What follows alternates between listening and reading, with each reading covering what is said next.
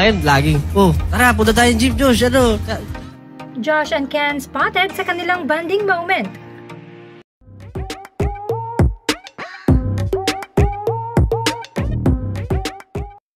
Yes, makailang ulit nang spotted sina Josh at Ken na magkasamang nagbabanding at yan ay ang kanilang pag-gym. In fact, isang casual ang kinilig ng namataan ang dalawa. Say pa nito, grabe, yung daig mo pa VIP pagkatabi mo mag-gym si Ken at Josh ng SB19.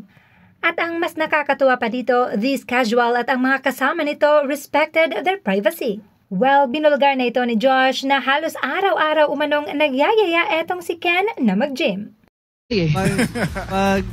Dati, hindi siya masyado nag-gym sa studio lang. Ngayon, laging, tara, punta tayong gym, Josh, chat ka agad pag grabe yung nito ni Ken ngayon, araw-araw, addict na. Yes, sir.